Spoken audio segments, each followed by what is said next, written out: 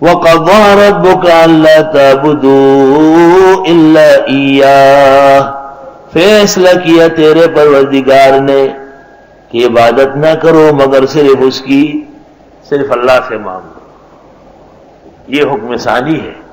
وَبِالْوَالِدَيْنِ إِحْسَانًا، اور ماں باپ کے ساتھ احسان کرنا.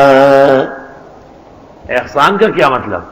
انہوں نے زیادتی کی، انہوں نے جائیداد نہیں دی، انہوں نے گھر سے نکالا، کچھ بھی کیا، تمہیں انتقام لینے کا حق نہیں. احسان کا یہ مطلب ہے.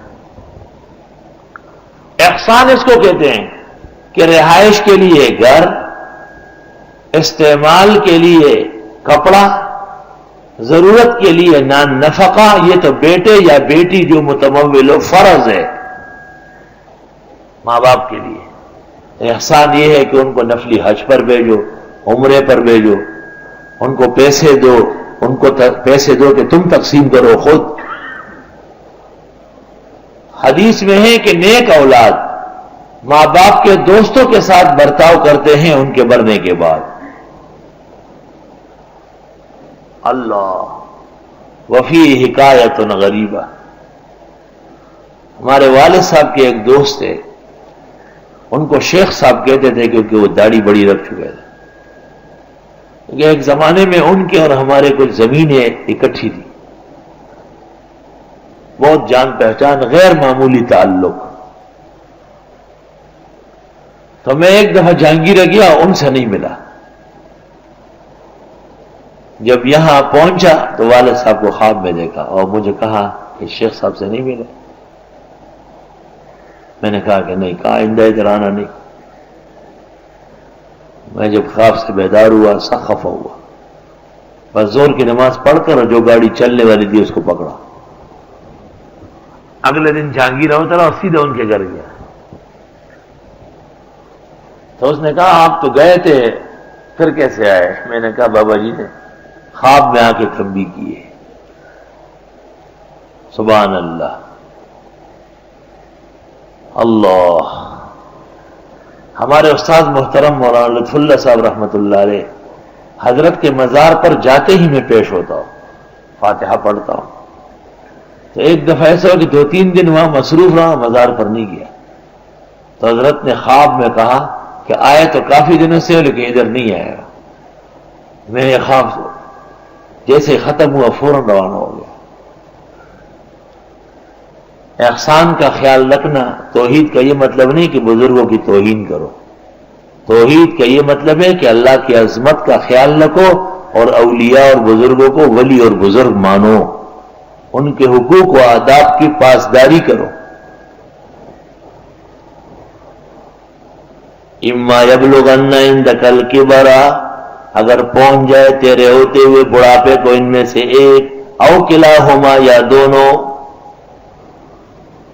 جو شخص پڑھا رہا ہے تفسیر ان کا ایک بھی نہیں ہے، نہ والد زندہ نہ والدہ زندہ. خدا ویران نہ کرے اور خانہ کسی کا ایسا. جو سن رہے ہیں ان میں ایسے لوگ بھی ہوں گے جن کا ایک ہو، یا ماں یا باپ، ایسے بھی ہوں گے جن کے دونوں ہوں، ایسے بھی ہوں گے جن کا ایک بھی نہ ہو. قرآن کی بلاغت دیکھو. اگر تیرے سامنے بڑھاپے کو پہنچا ان میں ایک یا دونوں، فلا تقل لهما اف، مت کہیے ان کو اف تک. اف کلمت اف تستعمل للتعسف. اف تکلیف ہے، اف اف نہیں کرو، ماں باپ کو تکلیف ہو رہی. یعنی گالی، تیز آواز، ہاتھ اٹھانا تو چھوڑو، اف مت کہو. تو ضرب اور سب و شتم اور تیز و تم کلمات سب منع ہو گئے. وَقُلْ لَهُمَا قَوْلًا كَرِيمًا، اور کہیں ان دونوں سے بات سلیقے کی، بہت نرم، جھک کے، دھیمی آواز سے. یہ نہیں کہ بابا کیا کہہ رہے ہیں آپ، بابا جی آپ نہیں سمجھتے ہیں. ویا دو کو ہوئے پلار نے سخیج روکڑا ہے جگہ پہ وہی بالکل. ان آیات کی تفسیر میں روح المانی میں لکھا ہے کہ ایک شخص نے رسول اللہ صلی اللہ علیہ وسلم سے شکایت کی کہ میرا بیٹا میرے ساتھ بہت سختی کرتا ہے. تو جبریل آئے ان آیات کو لے کے، لیکن فرمائے کہ اللہ تعالیٰ فرماتے ہیں کہ یہاں آنے سے پہلے اس نے جو اشعار کہے ہیں وہ سنائے پہلے. لا نہیں رہے روح المانی 15-16.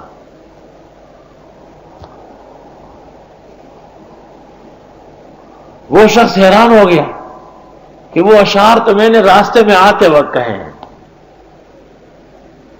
فرمایا کہ نہیں، پہلے وہ اشعار سنائے. وہ اشعار یہ لا رہے کتاب میں سناتا ہوں، ان کا حاصل پہلے سن لو کہ اتنے چھوٹے تھے میں نے تجھے بڑا کیا، جب تم بیمار ہو جاتے تھے تو میں ساری رات بیٹھا رہتا تھا، اور جب تک تجھے میں خوش نہ دیکھتا اس وقت میں کھانا نہیں کھاتا تھا، اور جب تجھے بخار ہوتا تھا یا کوئی بیماری ہوتی تھی تو میں اور تمہاری ماں ساری رات جاگتے تھے. اب جب تم کو گرتے ہوئے دیکھتے تو ہم سب کو چھوڑ کے تجھے اٹھانے آتے. اب تم جوان ہو گئے تو میرا بازو پکڑ کے موڑتے ہو اسے، باپ کا ہاتھ پکڑ کے ایسا موڑ دیا. حدیث میں حضرت صلی اللہ علیہ وسلم نے گریبان سے پکڑا اسے. شاید یہ واحد واقعہ نبوت تھا، مرا ہی نہیں ہوئی وجہ سے وہ بیٹے کو، اور کہا کہ سیدھے ہوتے ہو یا نہیں، تم جہنم جانا چاہتے؟ ماں باپ کے ساتھ کوئی ایسا سلوک کرتا ہے؟ بس کہتے جی لاڈلا ہے، لاڈلا واڈلا کوئی نہیں، لاڈلا نہیں کاڈڑا ہے. لاڈلے ماں باپ کے سامنے چیختے چلاتے. قرآن کیا کہتا ہے؟ وَقُلْ لَهُمَا قَوْلًا كَرِيمًا، بات کریں ان دونوں سے بات بالکل شریفانہ. جو صحیح بات ہے اس کا جواب دو، جو کمزور ہے رہنے دو. وَاخْفِضْ لَهُمَا جَنَاحَ الذُّلِّ مِنَ الرَّحْمَةِ، جو کھا دو ان دونوں کے سامنے بازو عاجزی کے، مہربانی سے، اور دعا کرے وَقُلْ رَبِّ ارْحَمْهُمَا كَمَا رَبَّيَانِي صَغِيرًا. اے پروردگار ان کو بھی مالا مال فرمائے جیسے انہوں نے میری تربیت کی. نکال لے جنا جبکہ میں بہت چھوٹا تھا. اللہ اس میں اشارہ ہے کہ بھئی آپ نے بھی تو بہت زیادہ تکالیف انہوں نے گزاری آپ کی وجہ سے. رسول اللہ صلی اللہ علیہ وسلم فرمایا کہ فقال نبی صلی اللہ علیہ وسلم دعنا من هذا اخبرنی عن شیء قلته فی نفسک ما سمعته زناک.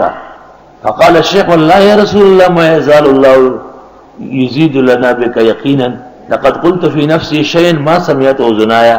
فقال قل وانا اسمع. غزوتك مولودا ومنتك يافعا تعل بما اجنی علیک وتنہل. میں نے آپ کو پالا اور آپ بہت کمزور تھے. اذا لیلۃ ضافتک بالسقم لم ابت لسقمک الا ساہرا اتململ.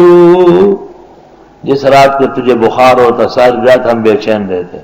کأنی انا المتروک دونک بالذی ترقت به دونی فعینی تمہلو. ایسا معلوم ہوتا کہ وہ بیماری ہماری آنکھوں میں گھسی ہے جو تجھے لگتی چھوٹی عمر میں. تخاف الرضا نفسی علیک وانہا لتعلم ان الموت وقت مؤجل. میرا جی ہر وقت ڈرتا تھا کہ میرا بچہ مر نہ جائے، حالانکہ مجھے یقین ہے کہ موت کا دن معین ہے. فلما بلغت السن والغایت التي الیہ مدى ما كنت فيها اؤمل. جب آپ اس عمر اور جوانی کو پہنچے جو میری مراد اور میں ساری زندگی مانگتا تھا. جعلت جزائی غلظتا وفظاظتا، اب تم میرے بدلے میں سختی دکھاتے ہو. کأنک انت المنعم المتفضل، جیسے کہ آپ نے مجھے پالا ہے. فلیتک اذ لم ترى حق ابوتی فعلتک ما الجار المجرور یفعل. کاش اگر میرے باپ ہونے کا خیال نہ رکھتے، ایک اچھے پڑوسی کا خیال تو رکھتے، اور پڑوسی تو سمجھ لیتے مجھے. تراہ معدا للخلاف کأنہ برد علی اہل الثواب مؤکل. فحینئذ اخذ النبی صلی اللہ علیہ وسلم بتلابیب ابنہ، تلامید گریبان. وقال انت ومالک لابیک، تو اور تیرا سارا مال تیرے باپ کا ہے. والام مقدمۃ فی البر علی الاب والاب مقدم علی الام فی العظمہ. محبت میں ماں مقدم ہے. لڑکی کا کیسی ہو کہاں ہو یہ مشورے ماں سے ہوتے ہیں. پھل لے آیا، فروٹ لے آیا، گوشت لے آیا، ماں. کہ شادی کروں یا نہیں، کس خاندان میں، یہ باپ سے. تنخواہ لے لی، باپ کی خدمتیں پیش کریں گے. عظمت کے جتنے کام ہیں باپ مقدم ہے. لوگ ایک طرف بیان کرتے ہیں مسئلے کو.